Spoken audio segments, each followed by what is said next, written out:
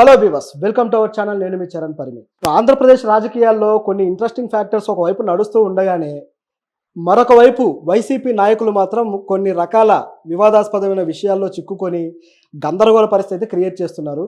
మనకి ఈ ఆంధ్ర రాజకీయాల విషయంలో ఈ పరిణామాలు ఏంటనేది చూడాలా, లేకపోతే ఈ వైసీపీ నాయకుల బంచిక్ కార్యక్రమాలు చూడాలా అర్థం కాని పరిస్థితిలో ఇప్పుడు ఉందన్నమాట. సో వీళ్ళు ఏంటి, ఎవరు ఏం చేయబోతున్నారు అనేది గమనిస్తే బొత్స సత్యనారాయణ గారు ఇప్పుడు ఎమ్మెల్సీ అభ్యర్థిగా కూడా ఉన్నారు. ఆయన బ్యాంకాక్ గల్లీలో తిరుగుతున్నాడు. సో ఆయన బ్యాంకాక్ గల్లీలో చిల్ అవుతూ తిరిగే వీడియోలు ఇప్పుడు సోషల్ మీడియాలో ఫుల్గా వైరల్ అవుతున్నాయి. సో దాని వెనుకున్న సంగతి ఏంటి అనేది ఒకసారి చూద్దాం. దీంతోపాటు నిన్న దువ్వాడకు సంబంధించిన వార్త కూడా వచ్చింది, మీ అందరికీ తెలిసిందే. సో ఇలాంటివి వైసీపీ నాయకులు చాలా సంఘటనలు జరుగుతున్నాయి. అయితే ఈ బ్యాంకాక్ సంఘటన ఏంటి, ఈ ఎమ్మెల్సీల ఎలక్షన్కి సంబంధించి ఏదైనా కొత్త ప్రణాళిక, లేకపోతే ఆయన ఎందుకు అక్కడికి వెళ్ళాడు ఏంటనేది గమనిస్తే, మామూలుగానే ఎమ్మెల్సీ ఎలక్షన్స్లో అనేక మంది ఓటర్లు వైసీపీ వైపు ఉండటము, వాళ్ళని ప్రలోభపెట్టి ఇటువైపు లాక్కోవడానికి టీడీపీ ప్రయత్నాలు చేయడము, ఇవన్నీ మనం గమనించాం. సో ఈ విషయంలో తాడేపల్లిలో ఉన్న కార్యాలయంలో వీళ్ళందరినీ కూడా పిలిచి, కార్పొరేటర్లు, కౌన్సిలర్లు, అలాగే జెడ్పీటీసీలు, ఎంపీటీసీలను వీళ్ళందరినీ జగన్ పిలిచి వాళ్ళతోటి కొంత మంతనాలు చేయడము, మీరు ప్రత్యర్థి పార్టీల ప్రలోభాలకు లోను కావద్దు, వాళ్ళు ఇచ్చే 5 లక్షలు 10 లక్షలకు కక్కుర్తి పడొద్దు అని చెప్పేసి వాళ్ళ క్లాస్ పీకడము, ఇవన్నీ చూసాం. సరే, వాళ్ళ ప్రలోభాలకు లోను కాకుండా ఉంటే వీళ్ళు ఇచ్చే ప్రలోభాలు ఏంటి అనే ప్రశ్న కూడా వస్తుంది కదా. వీళ్ళ దగ్గర ఎందుకు ఉండాలి, ప్రభుత్వం వాళ్ళది. సో ఏది చేసినా వాళ్ళ చేతుల్లో ఉంది, మీ దగ్గరికి మేము ఎందుకు రావాలి అనే ప్రశ్న అయితే వాళ్ళకి ఏర్పడుతుంది. దీనికి సమాధానం ఏంటి అని గమనించినప్పుడు ఇంకొక విషయం కూడా కనిపించింది. మనం గత వీడియోలో కొన్ని విషయాలు చర్చించుకున్నాం. దాంట్లో భాగంగానే ఈ బ్యాంకాక్ యాత్ర అనేది కనిపిస్తుంది. సో ఇదేంటనేది ఒకసారి చూద్దాం. అప్పుడు ఏమన్నారంటే జగన్ గారు, ఈ విధంగా మీరు ప్రలోభాలకు లోనవద్దన్నప్పుడు వీళ్ళ నుంచి వచ్చే ప్రశ్నలకు కూడా వీళ్ళందరినీ కూడా తీసుకెళ్లి బెంగళూరులో వాళ్ళని అక్కడ ఫామ్ హౌస్లో పెట్టడము, అదేవిధంగా వీళ్ళకు దక్షిణ భారత యాత్ర అని చెప్పేసి ఒక యాత్ర ఏర్పాటు చేసి అలా కర్ణాటక, తమిళనాడు, అలాగే కేరళ ఇలాంటి ప్రాంతాల్లో వీళ్ళు చిల్అవుట్ అవ్వడానికి వీళ్ళకు ఒక రెడీ చేసి ఒక టూరిజం ప్యాకేజ్ లాగా వీళ్ళని పంపించినట్లు వార్తలు ఉన్నాయి. అందరూ కూడా కుటుంబంతో చాలామంది వెళ్ళారు, అలాగే ఇండివిజువల్గా కూడా చాలామంది వెళ్ళారు. సో ఇది విధంగా జరుగుతూ ఉండగానే మరికొంతమందికి మరిన్ని ఇంకా బెటర్ ప్రోగ్రామ్స్ కూడా పెట్టినట్టు తెలుస్తుంది. ఒకవేళ అందులో భాగంగానే ఈ బ్యాంకాక్ టూర్ ఉందా అనే డౌట్ అయితే వస్తుంది. ఎందుకంటే బ్యాంకాక్ ఎవరైనా ఎందుకు వెళ్తారు, బ్యాంకాక్ అనగానే అందరికీ గుర్తొచ్చేది ఒకటే, ఏంటి అదిగా చెప్పక్కర్లేదు, సెక్స్ టూరిజం. మామూలుగా బ్యాంకాక్ అందాలు చూడడానికి, బీచ్ల్లో చిల్లవడానికి వెళ్ళే బ్యాచ్ ఉంటే, అదేవిధంగా సెక్స్ టూరిజం కూడా అక్కడ విపరీతంగా ఉంటుంది. సో దానికోసం వెళ్ళే వాళ్ళు కూడా ప్రపంచవ్యాప్తంగా అనేక మంది ఉన్నారు. సో అది అక్కడ బాగా పాపులర్. లక్షల మంది ఉపాధి కోసం దీంట్లోకి దిగుతూ ఉంటారనమాట, ఈ ప్రాస్టిట్యూషన్ వ్యవస్థలోకి. సో దీనివల్ల బ్యాంకాక్లో కూడా, బ్యాంకాక్ కొంత చెడ్డ పేరు కూడా దీనివల్ల వచ్చిందనుకోండి. ఇది అక్కడ యాక్చువల్గా లీగల్. సో లీగల్ అవ్వడం వల్ల ఏమైపోయిందంటే ఏ ఉపాధి లేని అనేక మంది మహిళలు దిగుతున్నారు. దీంతోపాటు మరొక ఇంట్రెస్టింగ్ ఫ్యాక్టర్ ఏంటంటే, మహిళలలాగా అంటే ట్రాన్స్జెండర్స్ లేదా మహిళల్లాగా అట్లా దుస్తులు ధరించిన వాళ్ళు కూడా, అంటే వాళ్ళు చూడడానికి అందరూ పురుషులు కూడా సరిగ్గా మీసాల గడ్డాలు ఉండవు కాబట్టి వాళ్ళు మేకప్లో ఈజీగా మహిళల్లాగా కనిపించే అవకాశం ఉంది.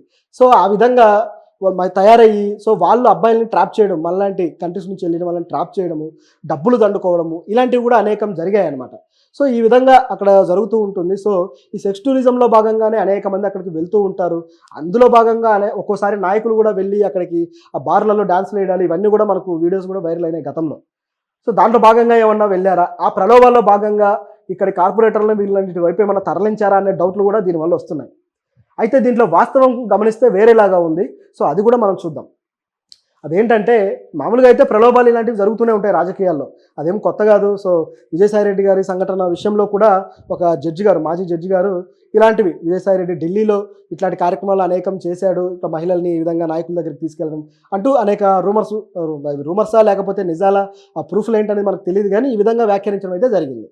సో అదే పద్ధతిలో రాజకీయాల్లో ఇలాంటివి చాలా కామన్గా జరుగుతున్నాయి, అనేక రంగాల్లో ఉన్నాయి, కేవలం రాజకీయమనే కాదు. సో ఈ విధమైన పద్ధతిలో జరుగుతున్న క్రమంలో ఈ డౌట్ అయితే వస్తుంది, వీళ్ళు చిన్న స్థాయి నాయకులు, వీళ్ళకి 5 లక్షలు 10 లక్షలు డైరెక్ట్గా డబ్బులు ఇవ్వడం కాకుండా ఈ ఏర్పాటు ఏమన్నా చేశారేమో అని చెప్పేసి. సో ఇది ఇక్కడ ఉన్న పరిస్థితి. మరొక విషయం గమనిస్తే, కేవలం ఈ సెక్స్ టూరిజం కోసమే అందరూ వెళ్తారు అనుకోవడానికి కూడా లేదు. ఇప్పుడు ఈయన కూడా అదే విధంగా వెళ్ళాడంటానికి కూడా లేదు. ఎందుకంటే అక్కడికి వెళ్ళే వాళ్ళు అనేక మంది, వాళ్ళు ఫిజికల్గా, అంటే వాళ్ళు అక్కడ మసాజ్ కూడా చాలా ఫేమస్. అది కూడా న్యాచురల్ థెరపీస్, ఆ న్యాచురల్ పద్ధతుల్లో చేస్తూ ఉంటారు. ఫిజియోథెరపీ కావచ్చు, మసాజులు కావచ్చు, ఇవన్నీ కూడా అక్కడ బాగా పాపులర్. సో వీటి కోసం వెళ్ళే వ్యక్తులు కూడా అనేక మంది ఉంటారు. ఈ వెన్ను నొప్పులు ఉన్నవాళ్ళు, అలాగే ఆర్థోపెడిక్ సమస్యలు ఉన్న వాళ్ళు కూడా వెళ్ళి అక్కడ మసాజులు చేయించుకోవడము, అక్కడ పేమెంట్ చెల్లించడం ఇట్లాంటివి చేస్తుంటారు. సో అందులో భాగంగా కూడా వెళ్ళుండొచ్చు. ముఖ్యంగా మన నాయకులు ఏంటంటే అనేక ఏళ్ల పాటు అధికార కుర్చీల్లో కూర్చొని వాళ్ళకి శరీరం అంతా పట్టేసి ఉంటుంది కదా. సో దాన్ని వదిలించుకోవడానికి, శరీరాన్ని కాస్త సాగదీసి సామాన్యులకు అందుబాటులోకి రావడానికి కూడా అక్కడికి వెళ్ళి మసాజులు చేయించుకుంటారేమో. సో ఆ కోణం కూడా లేకపోలేదు. ఇదొక్కటే కాదు, బ్యాంకాక్లో ఈ సర్జరీలు కూడా, ప్లాస్టిక్ సర్జరీలు కూడా బాగా ఫేమస్. సో దానికోసం కూడా వెళ్తూ ఉంటారు. సో ఇలాంటి అనేక కారణాలు ఉన్నాయనుకోండి. అలాగే మార్షల్ ఆర్ట్స్ ట్రైనింగ్లు, సో ఇవి కూడా ఉన్నాయి. సో ఇదొక పద్ధతి అయితే, ఇక్కడ ఈయన వెళ్ళిన దానికి కారణం ఏంటి అనేది గమనించినప్పుడు ఒక విషయం అయితే అర్థమైంది. ఏంటంటే ఆ వీడియో ఇప్పుడు సోషల్ మీడియాలో ముఖ్యంగా ఈ అధికార పక్షం పార్టీ ఉన్న వాళ్ళు వైరల్ చేస్తున్నారు. ఎందుకు చేస్తున్నారంటే ఎమ్మెల్సీ ఎలక్షన్కి సంబంధించి ఆయన అభ్యర్థి కాబట్టి ఆయన ఇమేజ్ని డ్యామేజ్ చేయడం కోసం ఈ విధంగా చేస్తున్నారు. కానీ గమనిస్తే ఆయన ఇమేజ్ని డ్యామేజ్ అంటే నమ్మే వాళ్ళు నమ్ముతారు కాబట్టి, అది ఎప్పటిది ఏంటిదని చూడరు కాబట్టి, సో ఈయన వెళ్తున్నాడు, అక్కడ ఏదో జల్సాలు చేస్తున్నాడు, ఇలాంటి నాయకుడిని మనం ఎన్నుకునేది అనే ప్రశ్న ఒకటి వస్తుంది కాబట్టి, సో దానికోసం వీళ్ళు చేస్తున్నట్టు కనిపిస్తుంది. గతంలో కూడా అంటే వాళ్ళ నాయకులు అంత కరెక్ట్గా ఉన్నారా అంటే అందరూ లేరు. అనేక మంది ఇలాంటి వేషాలు వేసిన వాళ్ళు ఉన్నారు. గంట అరగంట అని చెప్పేసి ఒక ఆయన పాపులర్ నాయకుడు ఉన్నాడు. సో అదేవిధంగా కొంతమంది నాయకులు ఇప్పుడు నిన్న కూడా వైరల్ అయింది, మనం చెప్పుకున్నాం దువ్వాడ గురించి. అలాగే విజయసాయిరెడ్డి గారిది అది ఎంత పెద్ద రచ్చ అయిందో అందరికీ తెలిసిందే. ఇట్లాంటివన్నీ జరుగుతూ ఉండగా దాంట్లో భాగంగా ఇది మనకు ఒక చర్చకు వచ్చింది. అంటే ఈ వైబ్రేషన్ ఏదైతే ఉందో దాని ఇంపాక్ట్ ఈయన మీద కూడా పడుతుంది. ఈయన ఇమేజ్ డ్యామేజ్ అయ్యి ప్రజలు వీళ్ళని తప్పుగా అనుకుంటే అప్పుడు ఈ అవకాశాన్ని తీసుకొని అటువైపు కార్పొరేటర్లు కావచ్చు వీళ్ళంతా షిఫ్ట్ అయ్యే ఛాన్స్ ఉంది కదా అనే వాదన కూడా ఉంది. ఎందుకంటే కార్పొరేటర్లు అక్కడికి తీసుకుపోయారనే వాదన కూడా పూర్తిగా అబద్ధం. నిజం ఏంటంటే ఈ వీడియో అనేది 4 సంవత్సరాల క్రితం, 4 ఏళ్ల క్రితం ఆయన వెళ్ళారు. అంటే అప్పుడు ప్రభుత్వం వాళ్ళది వచ్చింది. సో వచ్చిన టైంలో అప్పటిదాకా ఎలక్షన్లో కష్టపడి ఉంటాడు కదా. సో అందుకు అక్కడ చిల్అవుట్ అవ్వడానికి అక్కడికి వెళ్ళి ఉండొచ్చు. మరి నిజంగా ఆయన చిల్అవుట్ అవ్వడానికి వెళ్ళాడా లేకపోతే ఏంటి కార్యక్రమం చూస్తే టీషర్ట్ వేసుకొని స్టైల్గా నడుస్తూ వెళ్తున్నాడు. సో అది చూస్తే కాస్త రిలాక్సేషన్ కోసమే వెళ్ళినట్టుంది.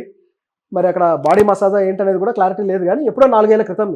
అయితే ఇది ఆయన వ్యక్తిత్వాన్ని ఏ విధంగా చూపిస్తుంది అనే ప్రశ్న అయితే వస్తుంది. అది ఈ రోజు వెళ్ళొచ్చు, 4 ఏళ్ల క్రితం కావచ్చు, ఎప్పుడు వెళ్ళినా సరే వాళ్ళ వ్యక్తిత్వం ఏ విధంగా ఉందనే దానికి ఇది ఒక ఎగ్జాంపుల్గా కనపడుతుంది అనమాట.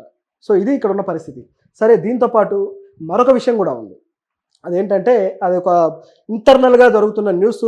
నాకు తెలిసి నెక్స్ట్ వీకో ఆ తర్వాత వీకో ఇది గట్టిగా బయటకు వచ్చే అవకాశం ఉంది. అదేంటంటే ఒక నాయకుడు, గత ప్రభుత్వంలో ఒక నాయకుడు, అంటే ఆయన పాత్రికేయ వృత్తి నుంచి ఇట్లా రాజకీయాల్లో ఒక కీలకమైన వ్యక్తిగా మారాడు. ఆయనకు రాజకీయంగా ఒక పదవి లాంటిదేమీ లేకపోయినా సరే కీలకమైన వ్యక్తిగా వ్యవహరించాడు. ఆయన్ని సకల శాఖ మంత్రిగా కూడా పిలుచుకుంటారనమాట. అలాంటి నాయకుడు, ప్రభుత్వంలో గట్టిగా చక్రం తిప్పిన వ్యక్తి, మంత్రుల కన్నా కూడా ఇన్ఫ్లుయెన్స్ ఎక్కువగా ఉండే వ్యక్తి. ఇలాంటి వ్యక్తికి సంబంధించి కొన్ని విషయాలు బయటకు వచ్చాయి. ఏంటంటే కొంతమందితోటి ఏదైతే కొద్దిగా మహిళలతోటి కొన్ని రకాల యాక్టివిటీస్ ఆయన చేసినట్లుగా, సో దానికి సంబంధించిన వీడియోలు కూడా కొన్ని తయారైనట్లుగా వార్తలు వస్తున్నాయి. సో అవి ఏదో ఒక రోజు బయటికి రావచ్చు.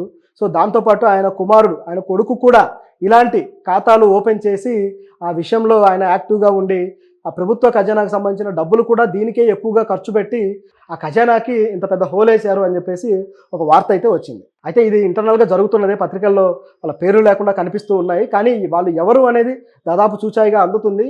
సో మనం దాన్ని అది బయటకు వచ్చిన తర్వాత మాట్లాడుకుందాం. ముందే మాట్లాడుకోవడం అనేది మరి అత్యుత్సాహం అవుతుంది. కాబట్టి వచ్చిన తర్వాత దాని గురించి మరోసారి మాట్లాడదాం. ఈ బొత్స విషయంలో మాత్రం పూర్తిస్థాయి క్లారిటీ వచ్చేసినట్టే. అది 4 ఏళ్ల క్రితంది. సో ఇది ఈ విషయం.